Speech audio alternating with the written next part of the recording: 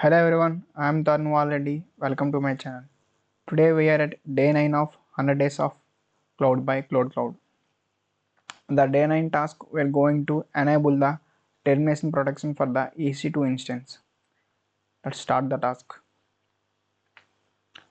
It actually prevents when we accidentally click on the terminate button on the EC2 instances. So if we enable the termination protection, then it won't be terminated until the termination protection is disabled. So that is the task we are going to perform today. Just log in using the credentials provided here.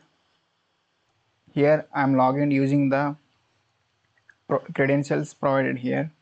Now let's type here EC2.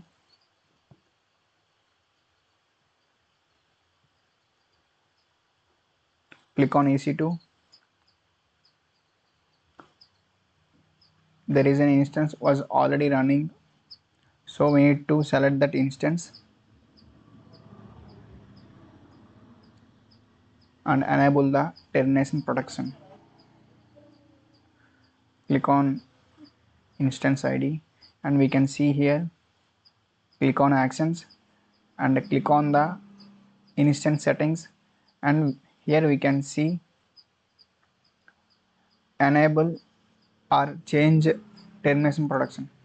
Click on the termination protection and we need to enable the termination protection here. Now click on save. I will show you how it is actually going work. You can see it successfully changed.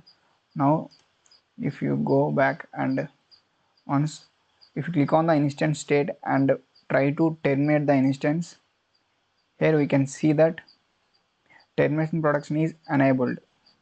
So we can't terminate this instance until we disable the termination protection. If I click on this terminate button, we can see here termination is not happening because termination protection is enabled.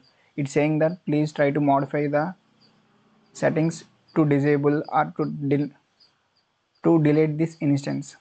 So that is the reason we enable the termination protections for the EC2 instances. Let's try to check the solution.